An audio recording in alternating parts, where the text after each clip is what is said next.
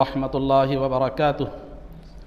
अल्हम्दुलिल्लाहि रब्बिल आलमीन वस्सलातु वस्सलामु अला सय्यिदिल अंबियाइ वल मुरसलीन व अला आलिहि व अस्हाबिहि अजमाइन व मन तबिअहुम बि इहसानिन इला यौमिद्दीन, अम्मा बाद।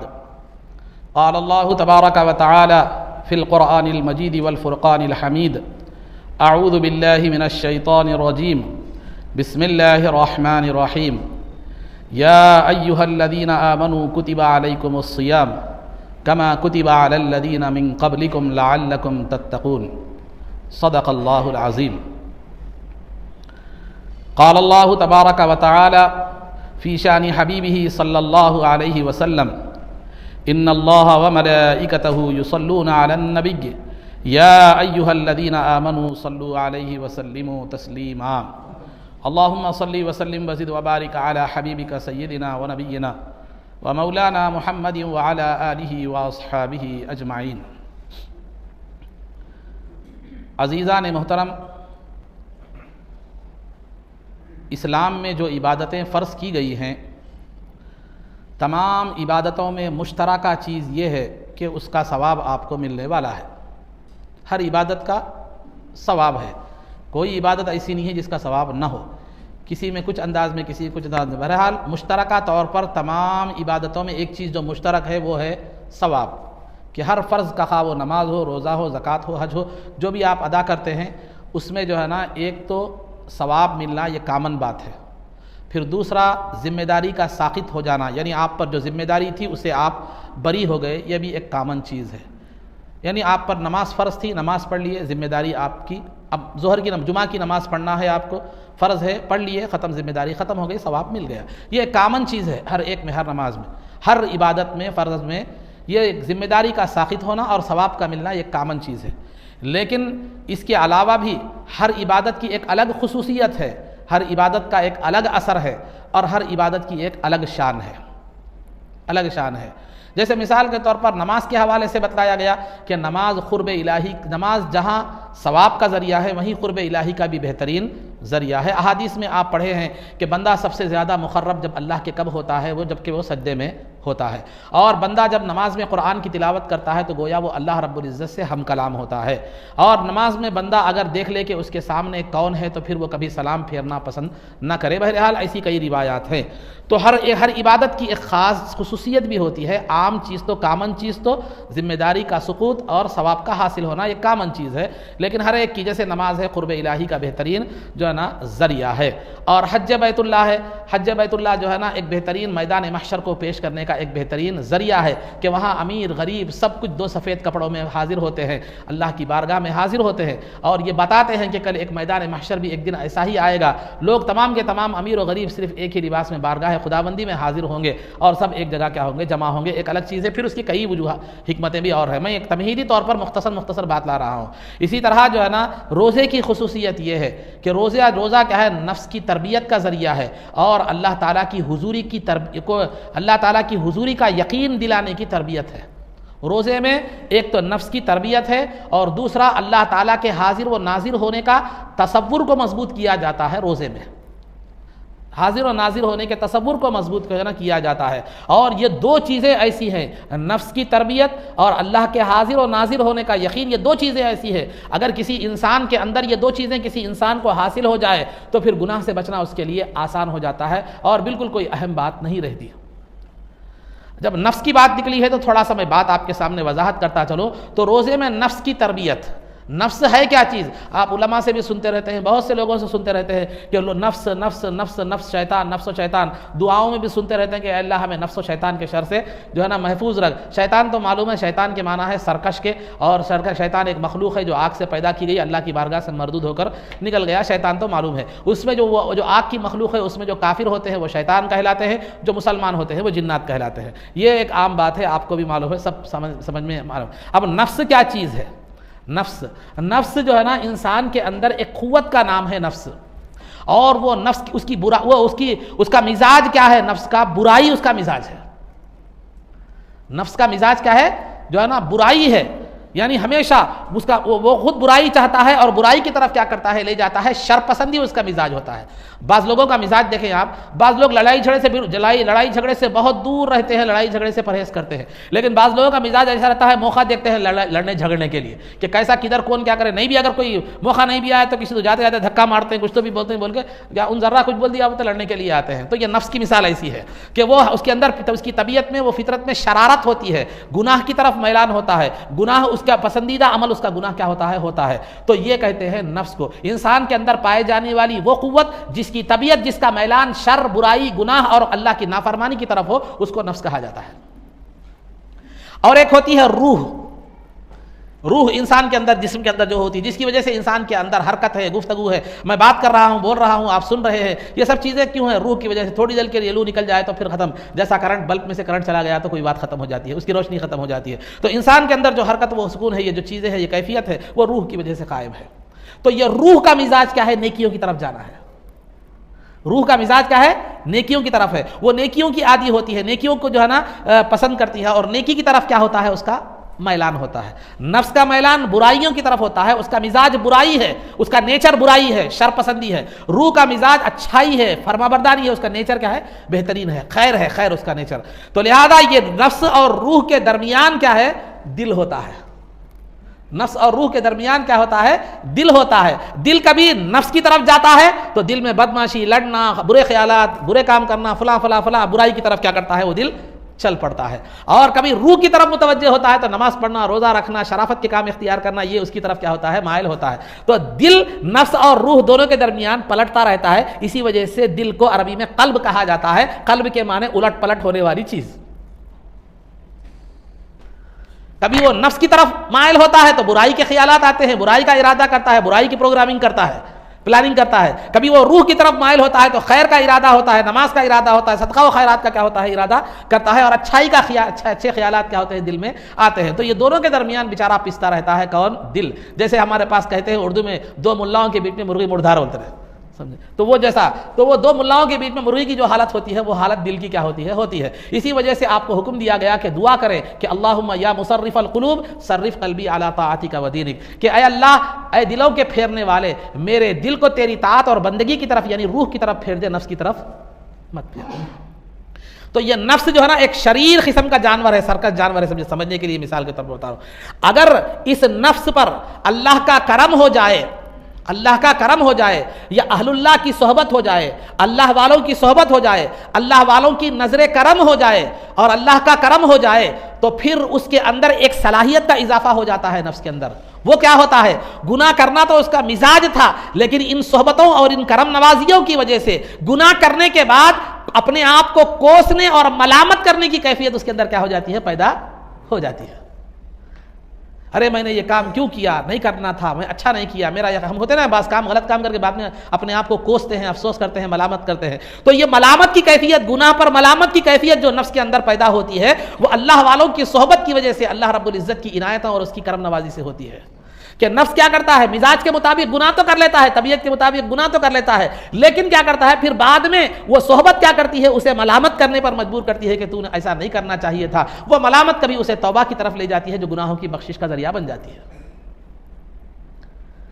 और जो है ना, अगर खुदा ना खास्ता अल्लाह की करम नवाजी न हो और अहलुल्लाह और नेक लोगों की सोहबत न हो, तो फिर अगर बुरी सोहबत मिल जाए, बुरे दोस्त मिल जाए, बुरे जो है ना साथी मिल जाए, तो फिर वो तारीकी पर तारीकी हो जाती है। पहले ही शरीर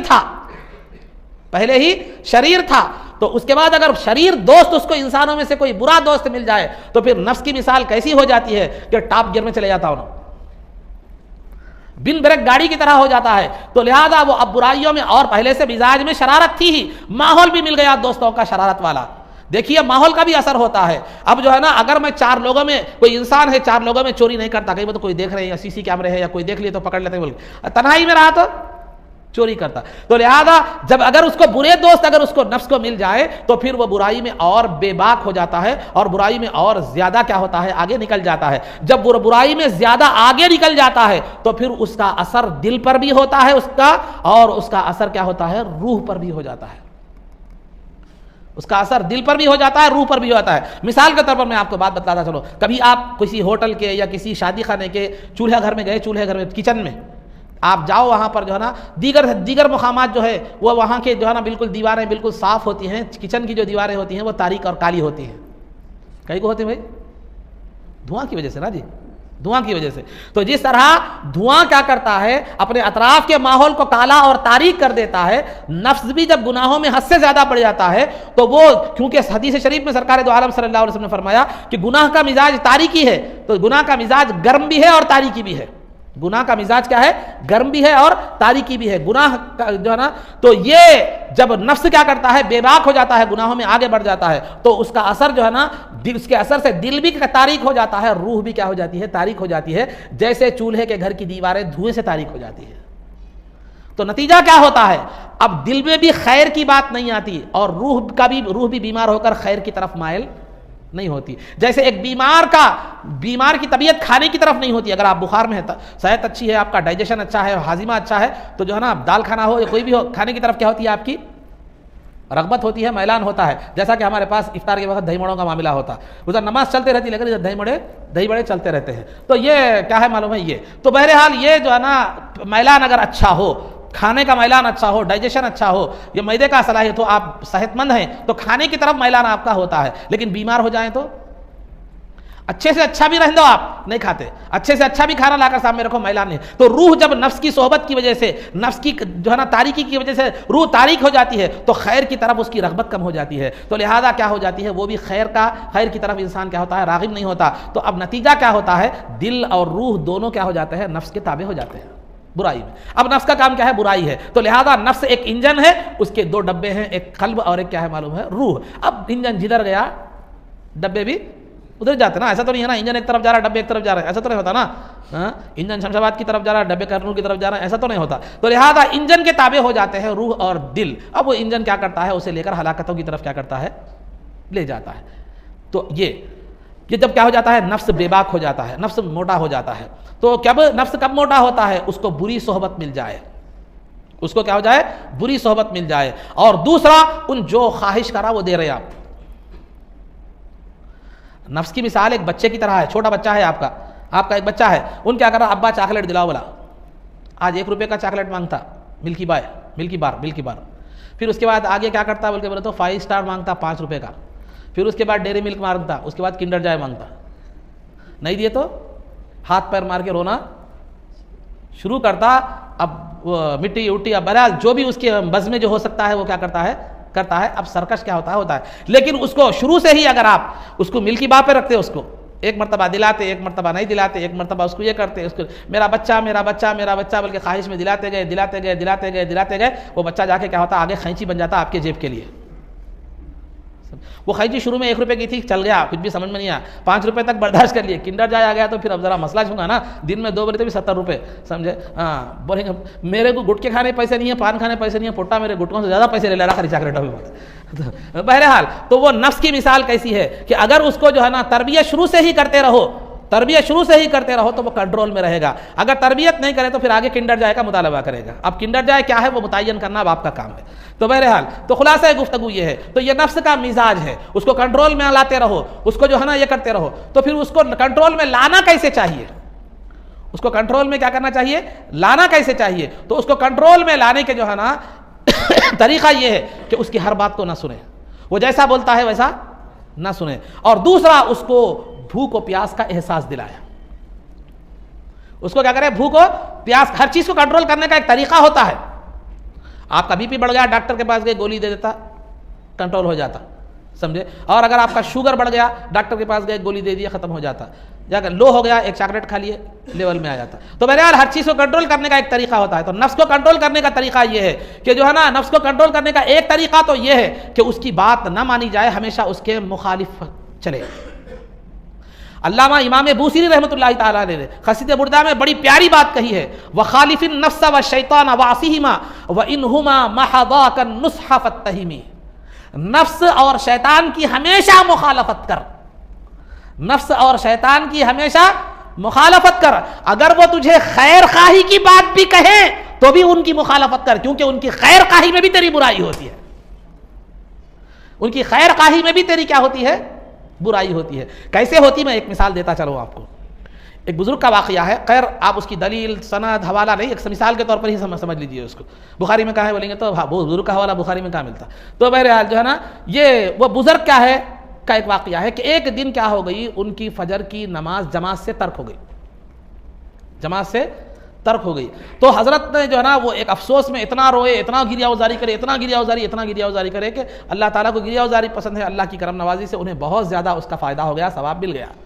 तो दूसरी मरतबा दूसरे दिन हज़रत को फजर के टाइम जो है ना आकर शैतान उठा रहा है, उठिए फजर की नमाज़ पढ़िए, उठिए फजर की नमाज का टाइम हो गया। तो बुजुर्ग ने कहा कि अरे नादान, तेरा तो काम बहकाना है, आज तू नमाज के लिए मुझे उठा रहा है।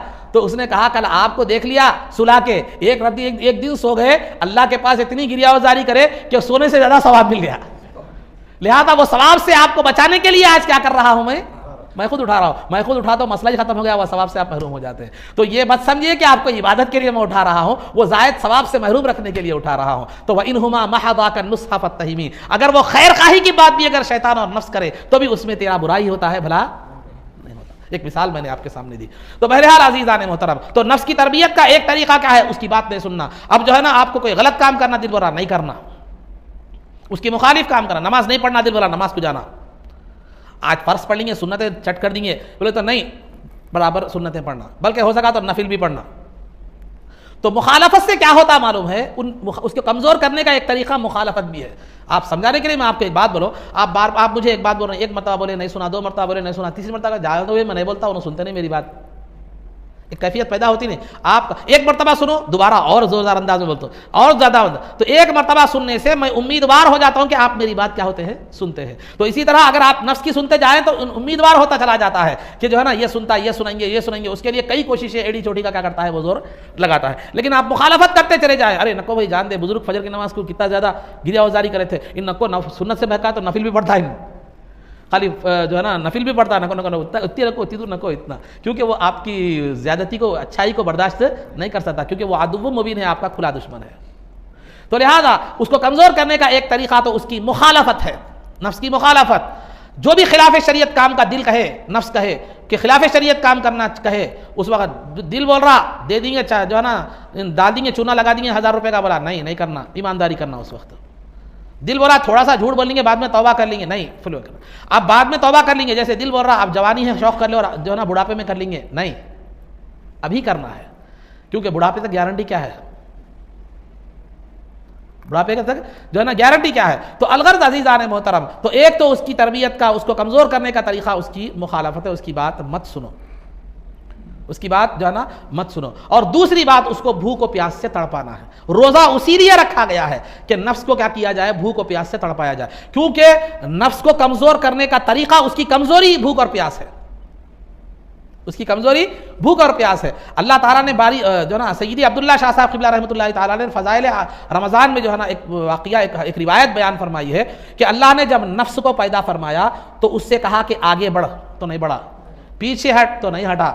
तो उसके बाद क्या करा, उसको भूख और प्यास की शिद्दत से तड़पाया, उससे कहा कि आगे बढ़, आगे बढ़ा, पीछे हट तो पीछे हटा। तो मालूम यह हुआ कि नफ्स को कंट्रोल करना और उसको तरबियत में लाने का बेहतरीन तरीका क्या है, उसको भूख और प्यास से तड़पाना है। यही वजह है कि रमज़ान में आपको रोज़ा रखने का हुक्म दिया गया ताकि आपका नफ्स कंट्रोल हो, क्योंकि भूख जब प्यास लगती है तो ऐश परस्ती की तरफ, जो है ना अय्याशियों की तरफ इंसान का जहन नहीं जाता, उसका जहन पूरा जो है ना कमाने की तरफ ही होता है। आप इसी वजह से आप मुशाहदा कर लीजिए, जितने लोग मेहनत मजदूरी मेहनत करने वाले हैं, उनका ऐश इशरत, क्लबों में जाना, बेहयाई काम करना या ऐशो इशरत करना उनको जहन में नहीं आता। सुबह उठते जो है ना फौड़ा सब्बल सामने रहता, शाम होते जो है ना थक के आए रहते, खाना खा लेके क्या करते जो है ना सो जाते हैं।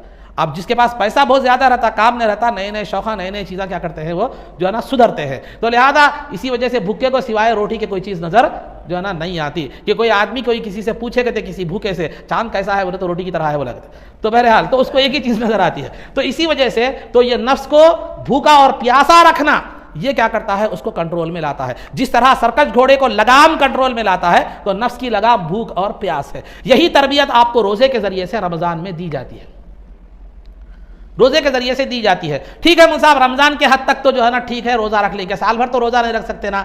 साल भर नफ्स को कंट्रोल करने का क्या तरीका है, तो शरीयत ने वो भी आपको बतला दिया। क्या बताया, पेट के 3 हिस्से करो, एक खाने के लिए, एक पानी के लिए और एक खाली। मिसाल के तौर पर आपके पेट में 3 रोटी खाने की गुंजाइश है, एक रोटी खा लो, एक पानी के लिए, एक क्या है मालूम खाली रखो। फिर देखिए आप मैदा, आप ग्राइंडर में, समझाने के लिए ग्राइंडर में थोड़ा सा डालिए आप मसाला, ज़्यादा नहीं, थोड़ा डालिए, आसानी से 2 मिनट में क्या करता, पीस देता और बेहतरीन पीसता। ज़्यादा डाल दो, ओवरलोड होकर क्या करता मालूम है, रुक जाता, गर्म हो जाता, फिर 4 दिन में गारंटी के अंदर, वारंटी के अंदर हाथ पे आ जाता। तो बहरहाल अज़ीज़ान मोहतरम, तो ये जो है ना 3 हिस्से कीजिए। अब आप बोलेंगे मुसाहब तो पूरा आइंदा जुम्मा से तकरीर सुने नहीं आएंगे, मुसाहब एक रोटी खाओ बर्रे मुल्क है, मगर ये इससे फ़ायदे क्या हैं, क्योंकि ये हुक्मा का भी इस पर इत्तेफाक है, सरकार की हदीस भी है कि मैदा इंसान का बीमारियों का घर है और उसका बेहतरीन इलाज परहेज है। परहेज क्या है कि खाना मुख्तसर रखना। और एक बात बोल रहा हूं, आप जवान होने के लिए एक्सरसाइज कर रहे हैं, जवान होने के लिए कुव्वत की गोलियां खा रहे हैं, जवान होने के लिए फ्रूट्स खा रहे हैं, जवान होने के लिए ड्राई फ्रूट्स खा रहे हैं। अब एक गरीब है वो तो नहीं खा सकता, मैं ये नहीं कह रहा हूं कि ये मत खाओ, जो गरीब है नहीं खा सकता। आप अगर हमेशा जवान रहना चाहते हैं तो ये मैं जो बात बताया हूं वो काम कीजिए, ये हदीस में रखिए कि पेट के 3 हिस्से कीजिए, एक हिस्सा खाना, एक हिस्सा पानी और दूसरा खाली रखिए, आप हमेशा जवान रहेंगे। आपको शुगर की जरूरत नहीं पेश आएगी, वॉकिंग करने की जरूरत नहीं पेश आएगी, और आपको जो है ना दावतों से, मीठे से परहेज करने की जरूरत पेश नहीं आएगी। क्यों नहीं है, ये सब चीजें बिगड़ने के बाद बनाने के लिए है, उसको बिगड़ाश नहीं तो बिगाड़ोश न को भाई। गाड़ी को एक्सीडेंट देने के बाद खालिद भाई कहने लाना पड़ता डेंटिंग पेंटिंग को, गाड़ी सही चला लिए तो ना मैकेनिक करने जाने की जरूरत है, ना खालिद भाई करने जाने की जरूरत है। मैं खालिद भाई का नाम इसलिए रहता हूँ, उनका जो है नाम मेरे को याद है, दूसरों का उतना याद नहीं। आप बोलेंगे खालिद भाई का एडवर्टाइजमेंट कर रहे हैं, समझेंगे क्या अंदर मैच फिक्सिंग है क्या, कुछ समझेंगे, वैसा कुछ भी नहीं है। अगर हो जाए मुसलमान का फायदा अच्छी बात है, लेकिन मेरा कोई ताल्लुक नहीं है, याद रखिए। तो बहरहाल तो गाड़ी ये सब जो है ना, वॉकिंग करना, 1 घंटा वॉकिंग करना, वो कच्चे चने खाना, कच्ची तरकारियाँ खाना, ये जो है ना रात में 1 घंटा वॉकिंग करना, ये मीठे से परहेज करना, 100 ग्राम फ्रूट्स खाना, ये सब चीज़ें कब हैं, ये सब ये बिगाड़ पैदा होने के बाद, वो बिगाड़ को दूर करने के लिए या उसको कंट्रोल करने के लिए, पहले से आप मत करो, बिगाड़ पैदा होने मत दो आप। तो बिगाड़ पैदा अगर नहीं होना है तो मैं जो बात आया खाने का मामला, ये करो आप, और नमाज पूरे नफिल नमाजों के साथ पढ़ो, और शाम का जो खाना है वो मगरिब के बाद खाकर ईशा की नमाज पूरे नवाफिल के साथ पढ़िए। आप कोई वॉकिंग की जरूरत नहीं है, आपको कोई एक्सरसाइज की जरूरत नहीं।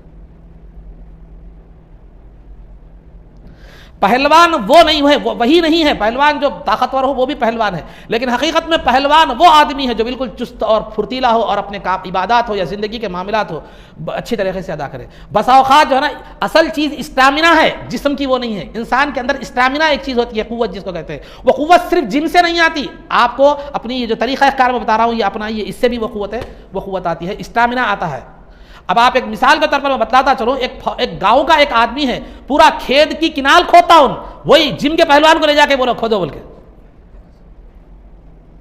खोदता क्या देखो, क्यों? क्योंकि वो उसके अंदर स्टामिना की जरूरत है। ये उठा लेना ये अच्छी चीज है, सेहत बाकी रखने के लिए मैं उसकी तौहीन नहीं कर रहा हूं, वरना बाद में पहलवान मेरे को मुसाहब मस्जिद के बाहर मिलेंगे, वैसा नहीं, वही वैसी बात नहीं है भाई, मैं कॉम्प्रोमाइज़ पे रहना चाह रहा हूं। तो बहरहाल तो मैं वो लगा लेना नहीं चाह रहा हूँ पहलवान बरादरी से। मतलब ये है कि स्टामिना जो होता है इंसान के अंदर, जो कुव्वत होती है, वो कब होती है? इंसान के तमाम आज़ा सही काम करें। इंसान के तमाम आज़ा सही कब काम करते हैं? जब आप अपने मैदे को सही रखें, अपनी ज़िंदगी का लाइफ स्टाइल सही करें। रात में 1 बजे सो रहे, सुबह में जो है ना, रात में जो हाजिमे का टाइम है, जो आज़ा अल्लाह रात में जो है ना इसलिए दिया है, आज़ा रात का कि आज़ा पुरसुकून रहे, उनको रेस्ट मिले। वहाँ जो है ना, जो रेस्ट मिलने के टाइम नहीं कर रहे, शादियों का माहौल वैसी, हमारा माहौल वैसी, आखिरी में मजबूर होकर पुलिस वालों को निकलना पड़ा हैदराबाद में। कौन सा गली ऑपरेशन, कौन सा ऑपरेशन है? चबूतरा ऑपरेशन, चबूतरा ऑपरेशन। पुलिस वालों को बोलने की क्या जरूरत है? उन लोगों को करने की। आप इस्लाम के अहकामात पर अमल पैरा रही है, ना किसी अदालत को जाने की जरूरत नहीं, किसी पुलिस स्टेशन को जाने की जरूरत नहीं। इस्लाम ने आपको निजाम ऐसा पैदा, ना किसी दवाखाने को, दवाखाने को आबाद करने की जरूरत है। तो बहरहाल खुलासा गुफ्तगू मैं बताना ये चाह रहा हूं। तो रोजा क्या करता है? नफ्स की तरबियत में अहम रोल अदा करता है। तो साल भर ये 3 चीजें करिए। आप क्या करिए कि जो है ना, पेट के 3 हिस्से कीजिए, ये काम कीजिए। शुरू में थोड़ा तकलीफ होती है, मैं बता रहा हूं मैं आपको, शुरू में थोड़ा तकलीफ होती, लेकिन आपको बाद में आप उसकी आदत हो जाती है। आपको जहन भी अच्छा काम करता, काम भी अच्छा होता, बात भी अच्छी सोचती। जैसा आप लोगों का ख्याल है गुटखा मुंह में डाले तो दिमाग अच्छा काम करता, गुटखे का भी खर्चा बच जाता आपको। है था ना बाज़ लोगों का, गुटखा खाने वालों का इस्तेदलाल रहता, नहीं वो साहब गुटखा मुँह में रहे तो बात अच्छा प्लाना अच्छे सुधरते का बात जहन अच्छा काम करता हुए बोल के, वैसा कुछ भी नहीं है, समझे। हाँ, तो बहरहाल अजीज़, उसमें एक नशे की कैफियत होती है, एक जो है ना तलब की कैफियत होती है, जो आपको क्या करती है, उसकी तरफ राग़िब करती है। कोई भी कंपनी जो है ना फ्री में नहीं बनाती, वो चाहती कि उसका गिराक बढ़े। कौन ताजिर दुनिया का नहीं चाहता कि जो है ना उसका जो है ना गिराक नहीं बढ़े। आप नहीं चाहते आप दुकान लगाए तो ज़्यादा से ज़्यादा गिराक हो, तो आप ज़्यादा से ज़्यादा गिराक होने के लिए क्या करते हैं, गिराक को राग़िब करने के लिए कोई ना कोई ऑफर्स देते हैं, वो देते हैं, ये देते हैं, वो देते हैं। कंपनी भी क्या करती है, ऑफर्स नहीं भी दी तो क्या करती है, उसके अंदर एक ऐसे मादे शामिल कर देती जो आपके अंदर तलब पैदा कर देते हैं। वो खाए तो आपको काम सुधरता, नहीं तो नहीं सुधरता। तो बहरहाल अजीज़ान मोहतरम, तो नफ्स की तरबियत के लिए एक तो क्या है, उसकी मुखालफत करना, और दूसरा जो है ना उसको क्या करना मालूम है, भूख और प्यास से तड़पाना। अब ऐसा तो नहीं है, अब तो सुन लिए ठीक है, अब मालूम कब होता, आप कितना असर हुआ तकरीर का, रमज़ान के बाद जो पहली दावत आती ना उस वक्त क्या होता है मालूम होता। मैदान जिहाद साबिका ज़मानों में बड़ा गिरोंड होता था, तलवार होती थी, सामने दुश्मन रहता था। आज मैदान जिहाद दस्तरखान है। गलत नहीं बोलूं मैं आपको, दुश्मन कौन है, आपका नफ्स है। आपका नफ्स और मैदान जिहाद वो टेबल है, अब आपके हवाले है। नफ्स बोलता खा ले, उसका भी डाल ले, इसका भी डाल ले, इसका भी डाल ले, खा ले। हलक में आए तक देखेंगे, खाने का सेक्शन पूरा हो गया, मैदा पुकार रहा, खाने का सेक्शन पूरा हो गया, पानी का है ना, हाँ नहीं पानी का भी डाल ले, पानी का भी खत्म हो गया, अरे खाली अगर रखे सो है, अरे वो भी डाल ले, फिर पानी कहाँ पे दे, तो उसकी जगह उन्हीं बना लेता। तो ये जो है ना, अब ये खाने के बाद अब क्या होगा, प्रॉब्लम्स नहीं आएंगे। एक उम्र रहती समझ में नहीं आता, लेकिन बाद में क्या होता, वो समझ में नहीं आता जब, लेकिन वो असर बराबर होता है। लेकिन बॉडी क्या करती है, उसको बर्दाश्त कर लेती है। नई गाड़ी रहे, ओवरलोड आप डाले तो शुरू में समझ में नहीं आता, लेकिन बाद में किर आवाज़ आना शुरू हो जाते हैं। कभी कमान कट्टे टूट जाते हैं, कभी वो टूट जाते हैं, कभी ये टूट जाते हैं, कभी नए नए प्रॉब्लम शुरू हो जाते हैं। जवानी है समझ में नहीं आती, लेकिन उसके असरात बराबर होते हैं। जाहिर बाद में होते हैं, एक अलग बात है, जाहिर बाद में होते हैं, एक अलग बात है। तो बहरहाल तो अज़ीज़ान मोहतरम, बतलाना ये मकसूद है, ये तरीक़ेकार नफ्स की तरबियत के लिए रोज़े को रखा गया। इसी वजह से कहा गया लअल्लकुम तत्तक़ून, तुम्हें रोज़ा इसलिए रखाया जा रहा है ताकि तुम मुत्तक़ी बन जाओ, ताकि तुम मुत्तक़ी बन जाओ। गुनाहों से बचने के लिए मुझे बताया, एक तो नफ्स की तरबियत होना, दूसरा अल्लाह की हुजूरी का यकीन होना। जब बंदा अल्लाह की नाफरमानी कर रहा हो, किसी को धोखा दे रहा हो, किसी को झूठ बोल रहा हो, और किसी को जो है ना चूना लगा रहा हो, और किसी को जो है ना गलत रास्ते पर ले जा रहा हो, कोई भी गलत काम अल्लाह की नाफरमानी का कर रहा हो, वो जो है ना करते वक्त उसके जहन में ये आए, अगरचे कि कोई नहीं देख रहा लेकिन अल्लाह तो देख रहा है, ये तसव्वुर अगर इंसान के अंदर आ जाए तो गुनाह से बचना आसान हो जाता है, गुनाह से बचना। और रोजे में यही तसव्वुर दिलाया जाता है, क्योंकि घर में आप मौजूद हैं, रोजे से हैं, फ्रिज में पूरे मेवे रखे हुए हैं, हरीस रखी हुई है, बिरयानी रखी हुई है, सब कुछ रखा हुआ है, मैडम भी नहीं है, मायके गई हुई है, बच्चे भी स्कूल गए हुए हैं, इम्तिहान चल रहे हैं, गए हुए हैं, सब कुछ, घर पूरा खाली है, कोई भी नहीं है, आप हैं, फ्रिज है, पूरी नेमतें मौजूद है, मगर रोजे में है, उसके बावजूद भी खाने की हिम्मत नहीं होती। क्यों नहीं होती? इसलिए नहीं होती, ठीक है घर वाले कोई नहीं है, मखलूक नहीं है, कोई भी नहीं है, यहाँ किसी का नाम और निशान नहीं है, लेकिन अल्लाह रब्बुल इज्जत जिसने रोजे को फर्ज किया है वो तो देख रहा है। मेरा रोजा टूट जाता, भाई बोलते हैं मेरा रोजा टूट जाता, लोगों के सामने खाए तो भी टूट जाता, लोग नहीं रहे वक्त भी खाए तो टूट जाता। तो ये रोजा टूट जाना, ये जो अल्फाज है, ये उसी तसव्वुर का असर है जो अल्लाह देख रहा है। क्योंकि कोई लोग तो नहीं देख रहे ना, भाई मैं नहीं देख रहा, आपको आपने कोई भी नहीं देख रहे, तो रोजा टूट गया बोल के आपका रोजा टूटने का जो रोजा जो टूट रहा है उसको देखने वाला ना मैं हूं, ना आपके भाई है, बहन है, बीवी है, बच्चे कोई भी नहीं है, फिर रोजा टूट जाता, आपका तसव्वुर कहां से आया? इसलिए कि अल्लाह तो देख रहा है। तो लिहाजा ये तसव्वुर, ये प्रैक्टिस 1 महीना कराई जाती है, इसलिए नहीं कि 1 महीना कर लेके छोड़ दो, बल्कि साल भर ये तसव्वुर को रखो जहन में, साल भर ये तसव्वुर को जहन में रखो, क्योंकि इसलिए कि जो है ना ये तसव्वुर तुम्हारी दुनिया व आखिरत बदल देगा। जब भी खुदा की नाफरमानी का तसव्वुर और ख्याल दिल में आ जाए तो फिर जो है ना फौरन ये कि अल्लाह हाजिर और नाजिर है, अल्लाह मुझे देख रहा है, मेरी हर अमल से वाकिफ है, ये तसव्वुर अगर आ जाए तो फिर आहिस्ता आहिस्ता जो है ना एक वक्त ऐसा आएगा कि आप अभी काम की तरफ इरादा भी नहीं करते, जहन पहले ही हुजूरी का जो है ना आपको तसव्वुर दे देता है। तो ये चीज़ जो है ना ज़रूरी है, रोज़ा यही तसव्वुर देता है कि अल्लाह के हाजिर और नाजिर होने का तसव्वुर करो, इसी को मुराक़बा कहते हैं। मुराक़बा कोई ऐसी बड़ी चीज़, बुजुर्गान दीन इसी की जो है ना प्रैक्टिस कराते थे। मशाइखीन इकराम, औलिया अल्लाह की खानखाहों में अगर कोई तरबियत के लिए जाता तो सबसे पहला उसूल ये होता था कि उसको तौबा कराते थे गुनाहों से, पहले उसका नफ्स पाक, ज़मीन में खुदाई, ज़मीन में जो है ना, आप देखे होंगे खेती बाड़ी में, ज़मीन में जब आप कोई खेती करना चाहते हैं तो उसके अंदर जो जायद दरख्त हैं, सूखे दरख्त हैं, वो क्या करते हैं, पहले कांटेदार दरख्त हैं, जो जिसको कुएं भी कहते हैं, कुएं हुए कुछ कहते हैं, जवारी के जो है खेत डाले, फिर दूसरा खेत डालना है, तो वो जायद जो सूखे हुए दरख्त हैं वो पूरे क्या कर देते हैं, निकाल देते हैं। तो लिहाजा उसी तरह पहले जब औलिया अल्लाह की बारगाह में जब जाते हैं तो पहले वो तौबा कराते हैं गुनाहों से, आपका नामा आमाल पाक करा देते हैं। उसके बाद क्या करते हैं, आगे गुनाह ना हो। आगे गुनाह कैसे होते हैं, नफ्स को खूब खिलाओगे पिलाओगे मोटा करोगे तो गुनाह की तरफ ले जाएगा। आगे गुनाह ना हो इसलिए उसको क्या करते हैं, फक्र फाका और तंगदस्ती कराते हैं। सूखी खाना, सूखी रोटी खाना, रूखी रोटी खाना, बगैर सालन के खाना, या सादी सीधी ग़िज़ा खाना, मुख्तसर खाना। सूखी रहे तो खुद ब खुद मुख्तसर खाई जाती, सादी ग़िज़ा रहते खुद ब खुद मुख्तसर खाई जाती। आपको गौसे पाक का वो वाक़या याद नहीं है कि एक खातून अपने बच्चे को लाकर छोड़ी गौसे पाक के पास, गौसे पाक के पास छोड़ी तो चंद दिनों के बाद मिलने के लिए आई तो बच्चा रूखी सोखी रोटी खा रहा है, दुबला पतला हो गया, चेहरा पीला पड़ गया।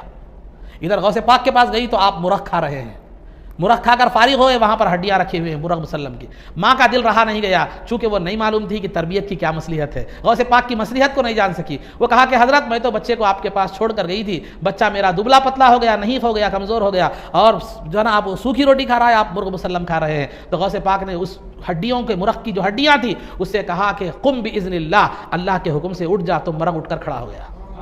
कहा कि माई जब तेरा बेटा इस मुकाम पर आ जाए तो उसे मुरग खाना दुरुस्त जायज़ होगा।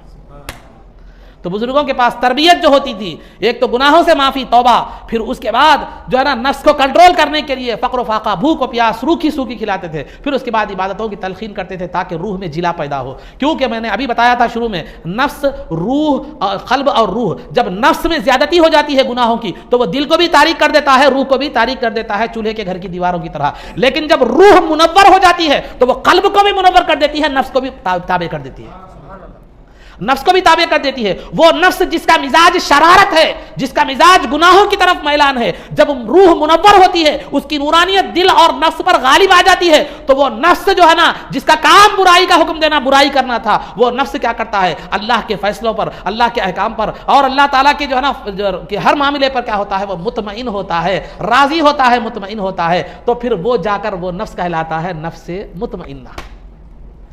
अल्लाह की करम नवाजी और अहलुल्लाह की अगर सोहबत हो तो नफ्स जाकर नफ्से लव्वामा बन जाता है। जब रूह मुनव्वर होकर क़ल्ब को और नफ्स को भी मुनव्वर कर देती है तो फिर वो जाकर इत्मीनान याद इलाही में मुतमईन होता है, तो उसको क्या कहा जाता है, नफ्से मुतमइन्ना कहा जाता है। तो पहला जो स्टेप था उसमें उसके ताल्लुक से कुरान फरमाया वमा उबर्रिउ नफ्सी इन्नन नफ्सा लअम्मारतुम बिस्सू, कि जो है ना नफ्स का एक शाख, एक नफ्स वो है जो बुराई का हुक्म देता है। उसके बाद दूसरे मुकाम पर फरमाया वमा ला उक़सिमु बियौमिल क़ियामा वला उक़सिमु बिन्नफ्सिल लव्वामा, मैं मलामत करने वाले नफ्स की कसम खाता हूँ। फिर उसके बाद जब तीसरा मुकाम पर नफ्स जब मुतमईन होता है तो वह बारगाह इलाही में हाजिर होने के काबिल हो जाता है। तो अल्लाह कहता है या अय्यतुहन नफ्सुल मुतमइन्ना इरजिई इला रब्बिकी रादियतम मर्ज़िया फदखुली फी इबादी वदखुली जन्नती। ऐ नफ्से मुतमइन्ना जो बिल्कुल खुदा की याद से मुतमईन है, वो जो है ना इरजिई इला रब्बिकी, अपने रब की तरफ आ जा, मेरे नेक बंदों में दाखिल होगा, जन्नत में तू दाखिल हो जा, तेरा मुकाम तेरी जगह मेरे नेक बंदों का गुरूह और जन्नत है।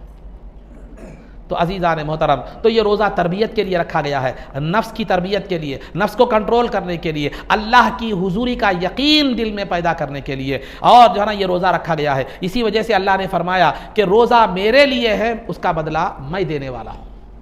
हर इबादत का मैंने एक निज़ाम मुकर्रर किया है कि हर नेकी को का सवाब 10 दर्जे से लेकर 700 दर्जे तक देता हूँ बंदे के इखलास और लिल्लाहियत के लिए। अस्सौमु ली व अना उज्जा बिही या अज्जी बिही, कि रोज़ा मेरे लिए है और उसका बदला मैं देता हूं या मैं खुद उसका बदला बन जाता हूं। अब अल्लाह देता है तो देने वाला अल्लाह है, तो वो क्या अपनी शान के हिसाब से उसका बदला अता फरमाएगा। उसकी शान क्या है, वो गिन गिन कर नहीं देता, बेहिसाब अता फरमाता है। क्योंकि अल्लाह ने कुरान में फरमाया इन्नमा युवफ़्फ़स साबिरून अजरहुम बिगैरि हिसाब, सब्र करने वालों का बदला बेहिसाब होता है। और रोज़ा सब्र का अमली नमूना है। खाने से रुकते हैं, पीने से रुकते हैं, गुनाह से रुकते हैं, फलां से रुकते हैं, फलां से रुकते हैं। तो अजीज़ान मोहतरम अना उज्जा भी, और मैं खुद उसका बदला बन जाता हूँ, मैं खुद उसका बदला बन जाता हूँ। क्या मतलब है कि मैं अपने दीदार से उसका सिला देता हूँ रोज़े का, रोज़े के बदले में मैं उसको अपना दीदार कराता हूँ। और दीदार इलाही से जन्नतियों को जो लज्जत होगी, वो लज्जत जन्नत की तमाम नेमतों से ज़्यादा लज्जत लजीज होगी। तो बंदा जब जो है ना ये रोज़े का बदला अल्लाह ताला खुद मैं बन जाता हूँ क्यों कह रहा है, इतना बड़ा सवाब रोज़े का क्यों दिया गया? इसलिए दिया गया कि उलमा इकराम बयान फरमाते हैं, उसकी बुनियादी एक वजह यह है कि रोज़े में रियाकारी और दिखावे का खौफ नहीं होता। आप रोज़ा रखकर फेसबुक पर नहीं डाल सकते, नमाज पढ़कर डाल सकते हैं, सदका करके डाल सकते हैं, चैरिटी के काम करके डाल सकते हैं फेसबुक पे, सब डाल सकते। रोज़ा रख के क्या डालते हैं बता दें कैसा? क्या पेशानी में रोज़ा लिखा हुआ था? तो रोज़े में रियाकारी का शायबा नहीं होता। कोई आदमी रोज़ेदार को उस वक्त तक नहीं पहचान सकता जब तक कि रोज़ेदार खुद क्या करे, बयान ना करे। तो दीगर इबादतों में रियाकारी का शायबा होता है, दिखावे का शायबा होता है। तो रियाकारी का शायबा होता है, दिखावा, दूसरों को, मखलूक को दिखाना, जबकि हक यह है कि बंदा तू जिसका है उसको दिखा, बंदों को मत दिखा, बंदों को मत दिखा। बंदा है खुदा का तो खुदा को दिखा। तो वो बंदों को जब बंदा दिखाता है अपने अमाल, अपनी इबादतें, तो वो रियाकारी है। तो रोज़े में रियाकारी का शायबा कम होता है। इसी वजह से क्या होता है, रोज़े का सवाब अल्लाह अपने हिसाब से देता है, अपनी शान के हिसाब से अता फरमाता है। और दूसरा, अल्लाह खाने पीने, बीवी बच्चों का से ताल्लुकात से बिल्कुल पाक होता है। बंदा तकरीबन दिन के वक्त में खाने पीने और बीवी से ताल्लुक को से दूर रहकर अल्लाह की सिफत से एक निस्बत कायम कर लेता है, एक ताल्लुक कायम कर लेता है, निस्बत और ताल्लुक क्या कर लेता है, कायम कर लेता है। इस वजह से भी रोज़े का ये मुकाम बतलाया गया है। और रोज़े का मुकाम तो इतना बतलाया गया है कि वाला खलूफ़ु फमिस साइमी अत्यबु इंदल्लाहि मिनल मिस्क, कि मिस्क जो है ना, एक खुशबू होती है, जो उम्दा खुशबू होती है, कि रोज़ेदार का पेट खाली होने की वजह से जो उसके मुंह से बू आती है, जो बज़ाहिर लोगों को नापसंद मालूम होती है, अल्लाह के पास वो बू का दर्जा भी मिस्क से ज़्यादा है। क्या मतलब? बू का दर्जा भी मिस्क से ज़्यादा अल्लाह को पसंद है। क्या मतलब है? तो शारिहीन ने कहा है कि कल क़ियामत के दिन जब रोज़ेदार उठेगा तो उसके मुंह से मिस्क की बू आ रही होगी। दुनिया में पेट खाली होने की वजह से बू आती थी, कहीं दाता नहीं लगेंगे आप ना, रोज़ेदार की मुंह की बू अल्लाह के पास जो है ना, मिस्क से ज़्यादा, महबूब बोल के मुसाब बोले बल्कि कल से दाता नहीं लगेंगे। दाता नहीं लगना नहीं, पेट खाली होने की वजह से जो आती है। एक बू दांत नहीं रगड़ने की वजह से भी आती है, एक पेट खाली होने की वजह से भी आती है। वो दांत नहीं रगड़ने की वजह से आने वाली बदबू नहीं होती है, वो तो आपकी लापरवाही है। पेट खाली होने की वजह से जो बदबू है वो अल्लाह के हुक्म की वजह से है, क्योंकि अल्लाह की वजह से आप भूखे हैं, इस वजह से वो आ रही। तो कल क़ियामत के दिन जब वो बंदा उठेगा तो दो लोग ऐसे होंगे जिनसे खुशबू महक रही होगी। एक शहीद जब उठेगा तो उसके खून से खुशबू मिस्क की महक रही होगी, और एक रोज़ेदार जब उठेगा तो उसके मुंह से खुशबू महक रही होगी। तो रोज़ेदार जो पेट खाली होने की वजह से जो बू उसके मुंह से आती थी, तो अल्लाह उसके बू का भी सिला अता फरमाएगा कि क़ियामत के दिन वो मिस्क की खुशबू से बदल देगा। तो ऐसी अजीम इबादत है। और एक सहाबी रसूल, मुस्नद अहमद बिन हम्बल की रिवायत है, सहाबी रसूल गालिबन अबू उमामा रज़ी अल्लाह तआला अन्हु है, कि सरकार से अर्ज़ किया, सरकार ने उनको नसीहत करते हुए फरमाया कि अबू उमामा जो है ना, तुम जन्नत के रास्ते को इख्तियार करो, जन्नत के अलावा दूसरे रास्ते को इख्तियार मत करो।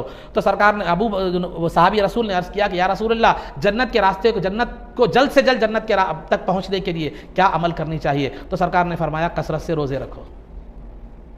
फिर आपने दोबारा पूछा तो सरकार ने वही फरमाया कसरत से रोज़े रखो। यही वजह है कि बुजुर्गान दीन कसरत से रोज़े रखा करते थे। सय्यदी शेखुल इस्लाम बानी जामे निज़ामी अलैहि रहमत व रिज़वान हर महीने में 3 रोज़े रखते थे। हर पीर को जुमेरात को रोज़ा रखा करते थे और आशूरा वगैरह के रोज़ा रखा करते थे। जब ये बात इससे लज्जत पूरी न हुई तो आखिरी उम्र में मामला यह था कि सौम दाऊदी रखना शुरू कर दिए थे। सौम दाऊदी का मतलब एक दिन रोज़ा, एक दिन इफ्तार, एक दिन रोज़ा रखना, एक दिन रोज़ा छोड़ना, एक दिन रोज़ा रखना, एक दिन। आखिरी उम्र पूरी तरह से बानी जामिया ने गुजार दी थी। तो अलगर्ज़ अज़ीज़ान मोहतरम, ये चंद बातें और गुजारिशात थी कि हमें ये तरबियत के उसूल जो रमज़ान में दिए गए हैं, इसको ईद उल फित्र के शीर खुरमे पर ख़त्म करना जो है ना नहीं है, बल्कि इसको हमेशा ज़िंदगी में लागू करना है। तो क्या करना है? अपने नफ्स की तरबियत, खुलासा गुफ्तगू रोज़े का, नफ्स की तरबियत वो 2 तरीक़े से, उसकी मुखालफत और भूख व प्यास से उसको तड़पा कर, दूसरा अल्लाह रब्बुल इज़्ज़त के हाज़िर व नाज़िर होने का यकीन। ये 2 चीज़ें अगर आप पैदा कर लें तो इंशाअल्लाह ज़िंदगी बेहतर से बेहतर होगी, दुनिया भी बेहतर होगी, आखिरत भी बेहतर होगी। अल्लाह रब्बुल इज़्ज़त से दुआ है कि जो कुछ भी कहा गया है उस पर अमल की तौफ़ीक़ रफ़ीक़ अता फ़रमा, इज़्ज़त व आफ़ियत की ज़िंदगी दे और ईमान पर हमारा ख़ातिमा फ़रमा, कब्र में दीदार मुस्तफ़ा से बहरवर फरमा, नबी पाक सल्लल्लाहु अलैहि वसल्लम के कदमों में हमारा हश्र फरमा, आपकी शफ़ाअत उज़्मा से हमको बहरवर फरमा, आपके दस्ते मुबारक से जामे कौसर पीना नसीब फरमा, जन्नत में आपकी ग़ुलामी मइयत और इफ़ाक़त नसीब फरमा। सल्लल्लाहु तआला व सल्लम अला खैरि खल्क़िही सय्यिदिना मुहम्मदिन व आलिहि व सहबिही अजमाइन बिरहमतिका या अरहमर राहिमीन वल्हम्दुलिल्लाहि रब्बिल आलमीन।